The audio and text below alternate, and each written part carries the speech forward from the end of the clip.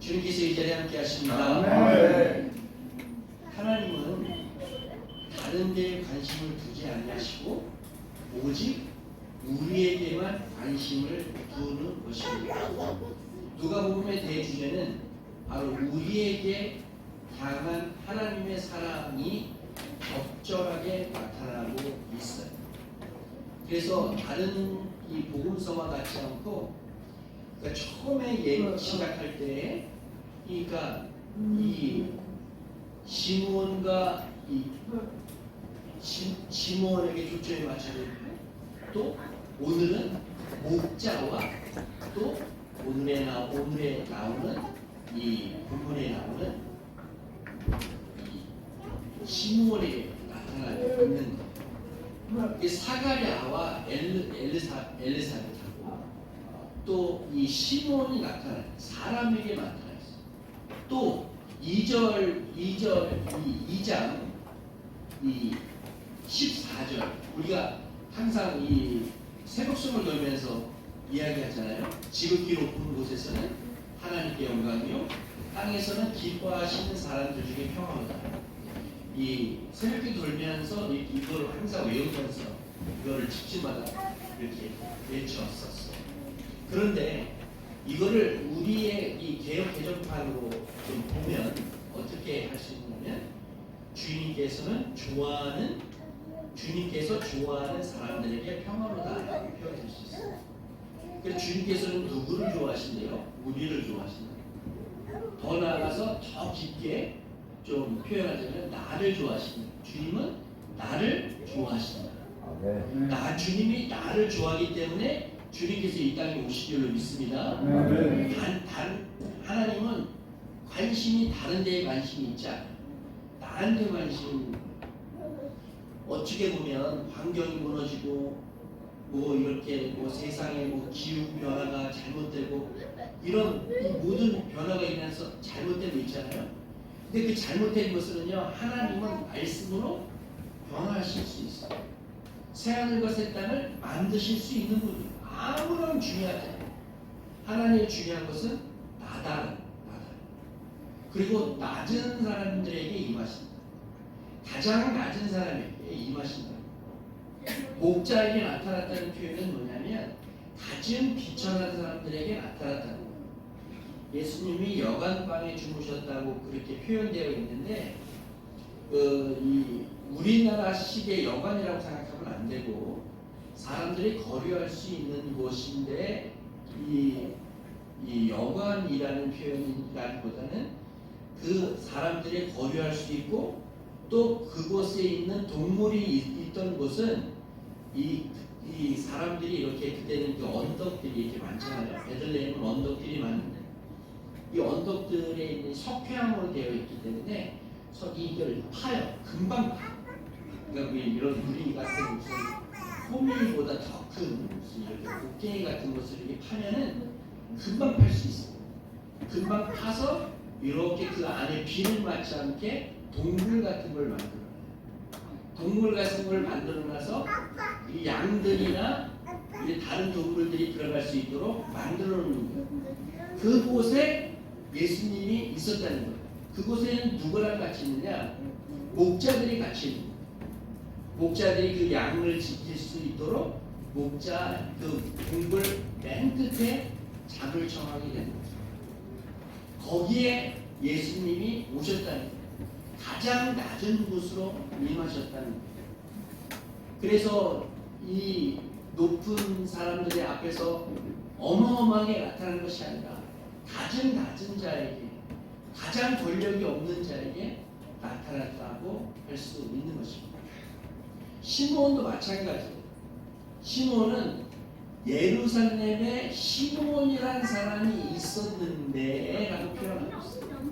있었는데 그 사람은 의롭고 경건한 사람이므로 이스라엘이 받을 위로를 기다리고 있었고 성령이 그에게 임하였다라고 했습니다. 그래서 주님께서는 이 그리스도 메시아를 보기 전에는 죽지 아니할 것이라는 성령의 지시를 받은 사람입니다.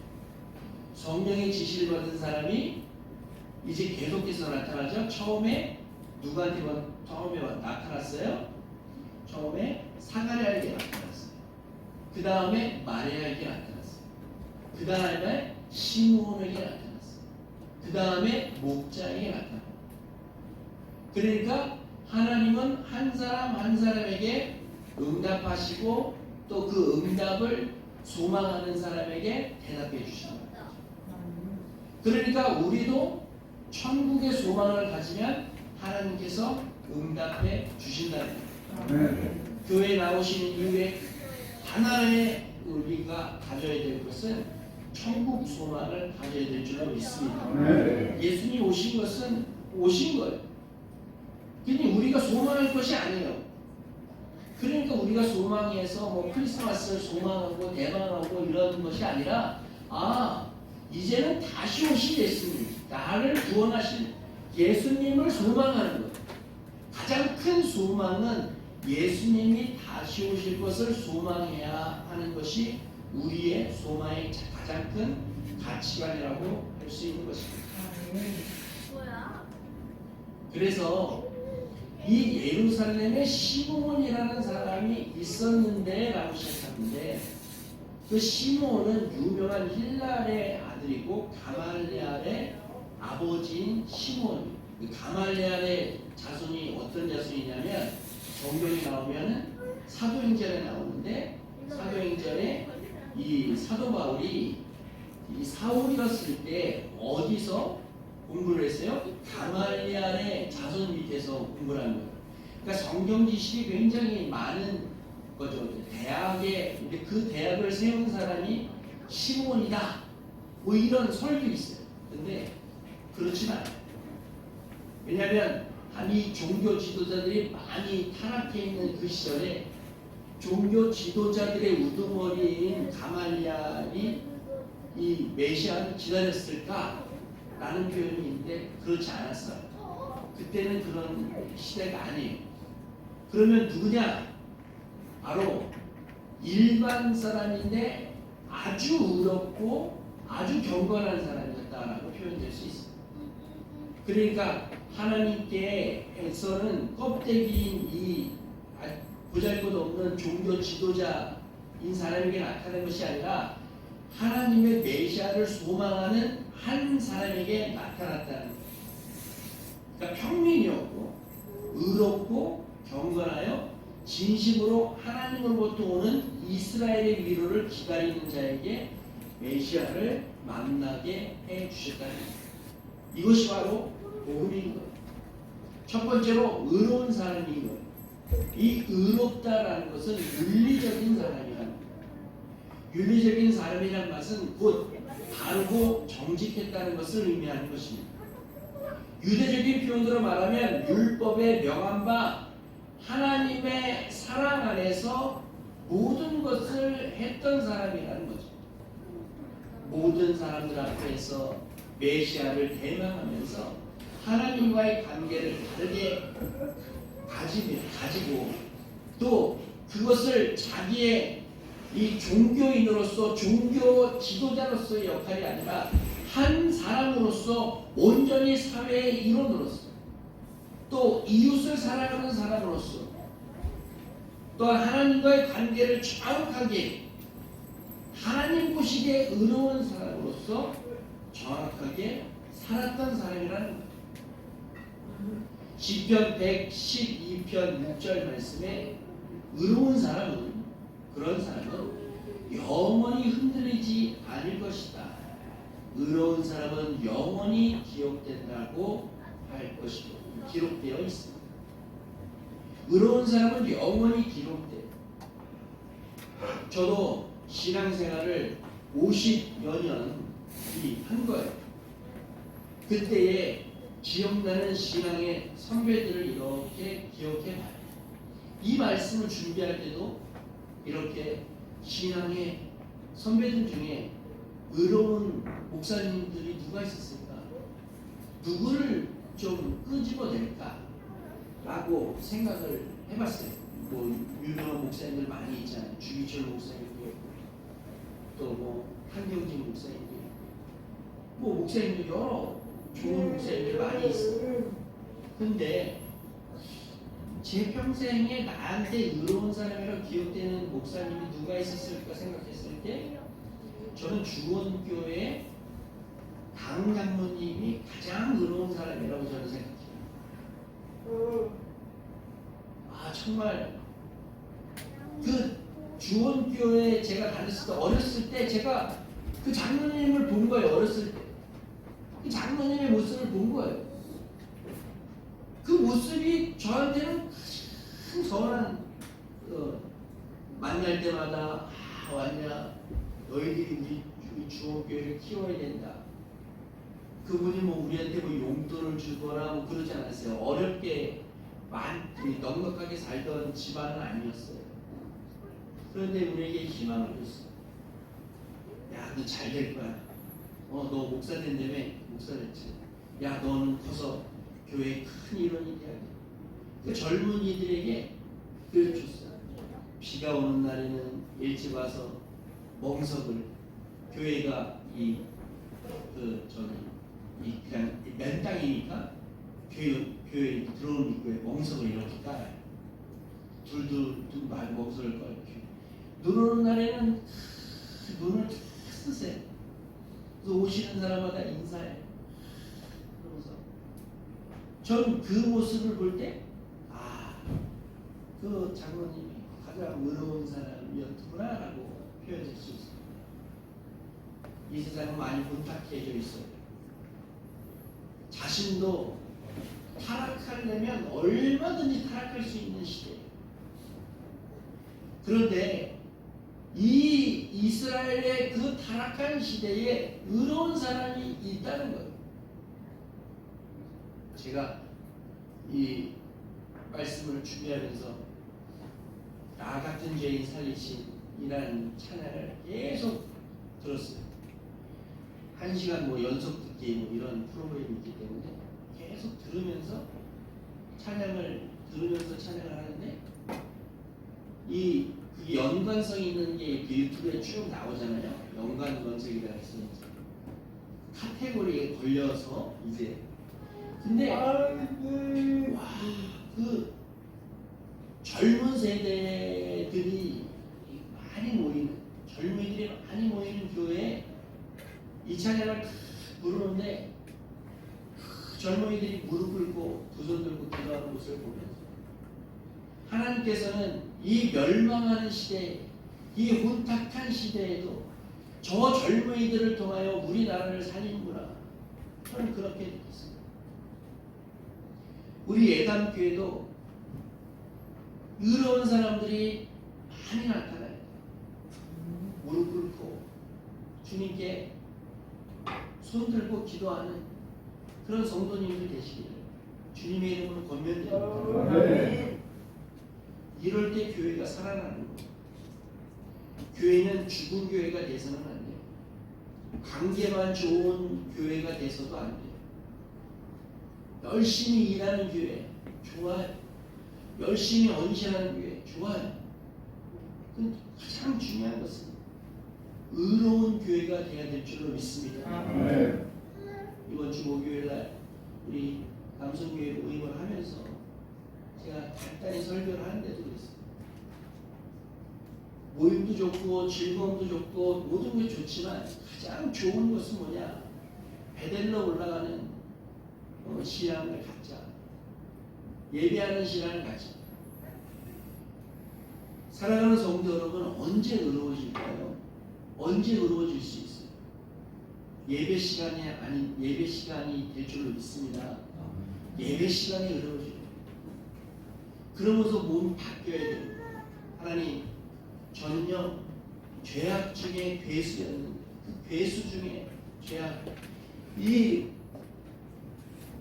죄인입니다. 그런데 하나님께서 나를 살려서 의로운 사람으로 만들어 주시면 감사를 드립니다. 그런 의로운 사람들이 많아야 될 줄로 믿습니다. 또 시므온은 의로운 사람은 불의를 참지 못했다는 거예요. 골로새서 3장 25절 말씀에 불의를 행하는 사람은 자기가 행한 불의의 대가를 받을 것입니다 라고 되어 있습니다. 불의를 행하는 사람은 불의한 대가를 받을 수밖에 없어요. 죄인은 벌을 받을 수밖에 없어요. 의로운 사람만이 구원받는 거예요. 시몬은 불의에 침묵하거나 방관하지 않았던 사람이에요. 불의에 침묵하고 방관하는 사람은 결코 의로운 사람이라고 불리지 않기 때문에 그렇습니다. 어떠한 방법이라든지 불의를 참지 못함을 나타냈을 거예요. 하나님께 뜨거운 기도를 드리든지 분노를 터뜨리든지 불의를 책망했든지 그런 주변 사람들로 하여금 의로운 사람이라고 할 정도, 불릴 정도로 의로운 사람이에요.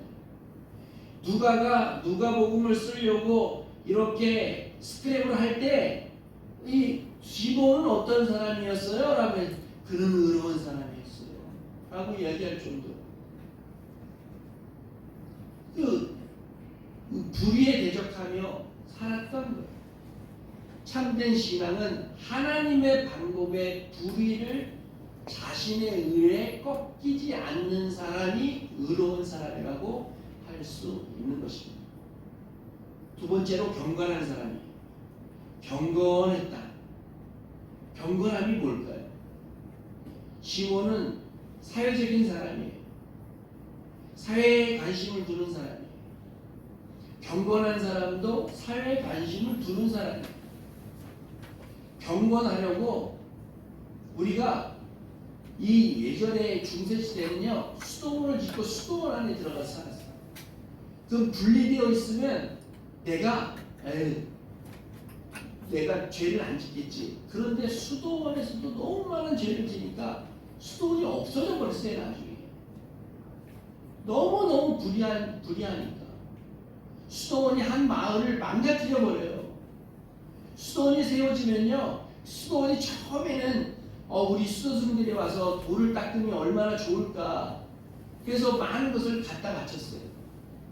그 갖다 바치니까 부가 생기니까 더 많은 것을 착복하기 시작하는 거예요. 결국 수도원이라는 것이 다 문 닫게 되버리고 말았어요. 그래서 경건해 보이는 척하는 사람이 아니라 사회 이론 안에서 경건해야 되는 거예요. 인간을 사랑하는 사람이 경건한 사람이에요. 인간만을 사랑하는 사람은 인본주의라고 할 수 있는데 경건한 사람의 관심은 하나님과 인간에게 있는 거예요. 디모데후서 3장 5절 말씀에 겉으로는 경건해 보이나 경건함의 능력을 부인할 것입니다. 그런 사람을 멀리 하십시오라고 표현되어 있습니다. 그러면 경건한 사람이 뭐냐? 베드로후서 1장 7절 말씀에 아주 정답이 나와 있는데 경건에 신도 간의 우애를 더하고 신도와 신도 간에 사랑을 더할 수 있는 사람이 경건한 사람이에요. 신도 간에 우애에 사랑을 더하도록 하십시오 라고 표현되어 있습니다. 성도와 성도의 관계를 깨뜨리는 사람은 경건한 사람이 아니에요. 성도와 성도 간에 사랑을 더할 수 있는 사람이 경건한 사람인 줄로 믿습니다. 그는 하나님을 사랑했어요. 하나님의 뜻을 존중하여서 거스르지 않았어요. 자신의 이성에 옳은 대로 살지 않고 하나님의 명령대로 살았고 하나님의 명령대로 자신의 소욕을 버리고 성령의 소욕대로 살아 성도 간의 우애를 더한 사람인 줄로 믿습니다. 또 이스라엘을 사랑한 사람이에요. 이스라엘의 위로를 기다리던 자라. 그러면 자신의 소망을 어떻게 투영되고 있어요? 이스라엘의 위로를 기다리는 자로 투영되어 있어요. 그렇다는 것은 자기 민족을 사랑했다는 거예요. 민족으로서 이스라엘은요 그때 당시에 매우 초라했어요. 애굽의 종으로 살았어요. 나라도 없이 광야에서 40년간 유리하기도 했어요. 가나안을 차지하고 나서도 주변의 강대국 블레셋, 암몬, 모한, 에돔 비롯하여 페르시아, 아수르, 벨라, 로마 등에 의하여 수없이 많은 순환을 당했던 것입니다. 이스라엘의 역사는 치욕의 역사에도 과언이 아니에요. 그러나 그는 자기 민족을 사랑하였다라고 표현되어 있어요. 자기 민족을 비극적인 상황 가운데 사랑했고 절망하지 않고 하나님께서 다시 세워주실 것이라는 소망을 가졌던 것. 그렇기 때문에 우리의 시각은 나를 통하여 하나님 나라의 확장 사업에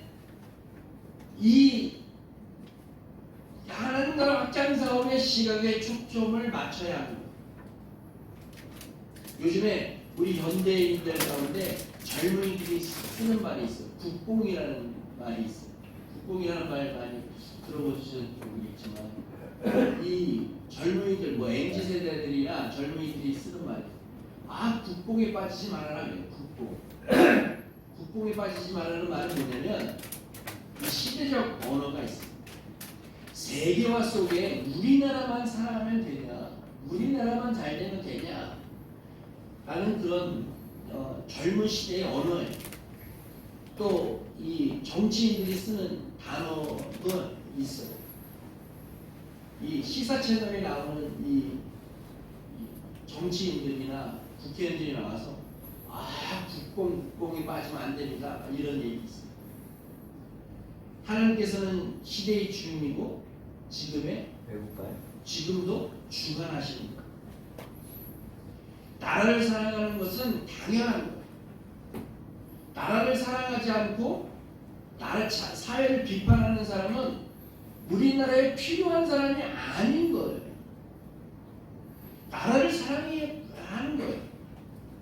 더 나아가 하나님 사랑하는 사람은 나라도 사랑하는 거예요. 왜 우리는 이 여호와의 증인을 왜 이단이라고 얘기하는지 아세요? 그들은요 국기에 대한 맹세도 안 해요. 그리고 또 군대도 안 가요. 군대를 거부하죠. 죄송합니다. 하나님 나라는 세계를 주관하시는 분이에요.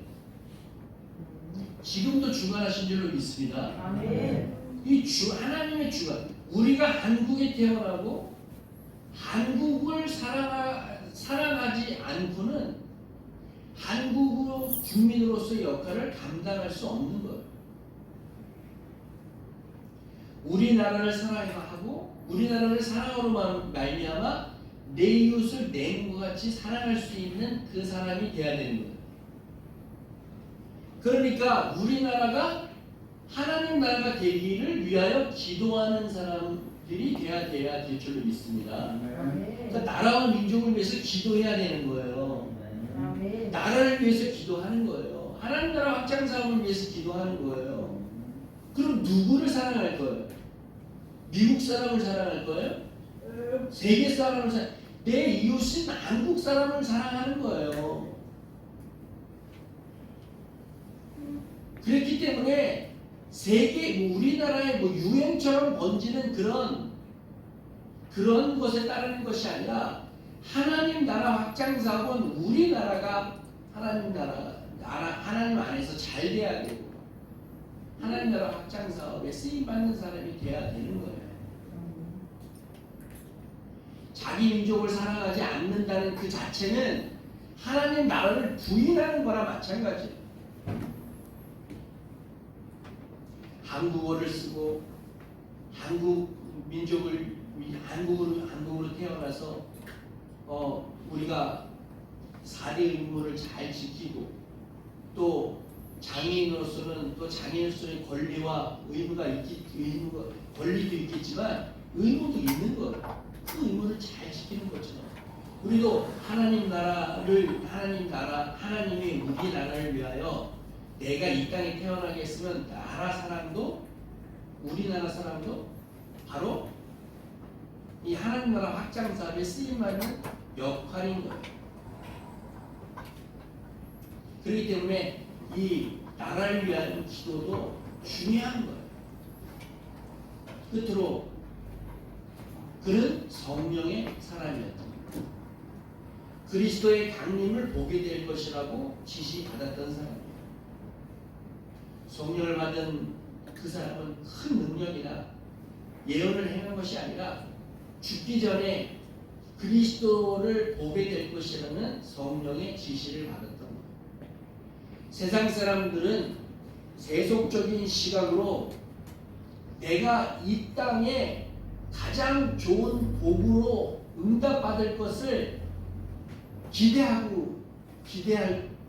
수 있어요. 내가 세상적인 축복을 많이 받았으면 좋겠습니다. 물론 하나님은 그렇게 주실 줄로 믿어요. 그런데 더 나아가서 가장 큰 복은 성령의 사람은 예수님을 볼 것이라는 소망이 돼야 될 줄로 믿습니다. 아멘. 우리가 시각장애가 있어 예수님을 못 보는 게 아니라 지금도 시각장애가 아니더라도 예수님을 볼 수가 없어요. 그러나 우리의 참 소망은 눈이 보이든 눈이 보이지 않든 저 천국에서 예수님을 보리라고 믿는 소망이 될 줄로 믿습니다. 아멘. 성령의 지시를 받은 사람, 세상이 세속적인 시각을 버리지 못한 사람은 예수님을 볼 수가 없어요. 성경에 나오면 술 취하지 말라라고 표현되어 있어요. 그 술 먹지 말라라는 거가 아니라 세상에 취하지 말라는 거예요. 큰 의미, 대의적인 의미예요. 술 한 잔 먹으면 뭐 어때요? 세상에 취한 게 아니잖아요. 상관없어요. 중요한 건 세속적인 것에 취하지 않고 성령에 취하시는 성령 충만한 여러분이 되시기를 주님의 이름으로 권면드립니다. 아멘. 그런 사람이 예수님을 알아보는 거예요. 그런 사람이 너가 죽기 전에 메시아를 볼 것이다. 근데 어린아이가 다 들어오는데 메시아가 보이는 거예요.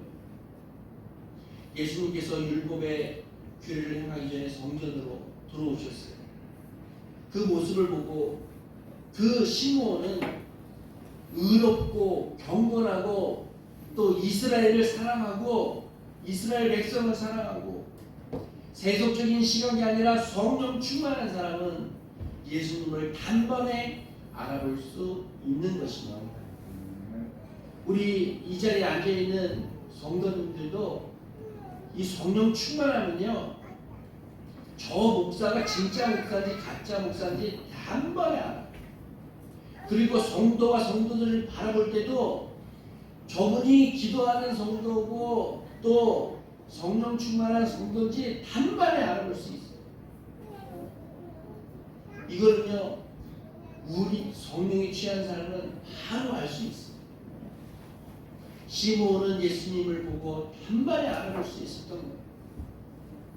이러한 사실, 우리는 이것을 깨닫고 이 모든 예수님을 바로 나의 구주임을 단박에 알아봐야 될 줄로 믿습니다. 아멘. 나의 주인이 예수님이다. 나를 이끄시는 분이 예수님이다. 나를 저 천국에 이끄실 분이 예수님이다. 단박에 알아보는 성도님들이 돼야 될 줄로 믿습니다. 아멘. 그래서 시므온처럼 첫 번째로 의로워야 되고 두 번째로 경건하셔야 돼요.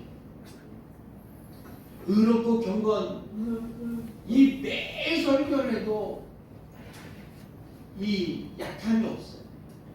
또한 이웃을 사랑한다는 것은 바로 한국을 사랑하고 이웃을 내 몸같이 사랑하는 사람이 돼야 돼요.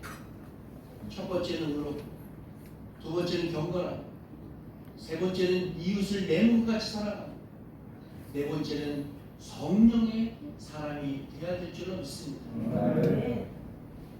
그래서 서로 기도할 때 어떤 기도를 해야 돼요?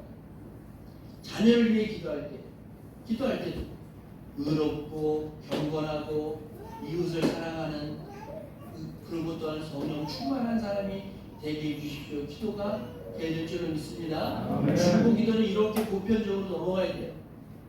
내가 장로님을 위해서 기도할 때, 내가 권사님을 위해 기도할 때, 내가 저 다양이를 위해서 기도할 때까지 하나님 우리 다양이가 의로운 사람이 되게 해주시고 경건한 사람이 되게 해주시고 내 이웃을 내 몸같이 되는 사람이 되게 해주시고 성령의 사람이 되게 해주십시오라고 기도하는 그런 모든 성도님들 되기를 주님의 이름으로 축복드립니다. 아멘. 이렇게 기도의 방법을 가르쳐 주시니 모든 사람 한 사람 한 사람 위해 기도할 때 이렇게 기도하시는 성도님들 되시기를 주님의 이름으로 권면드립니다.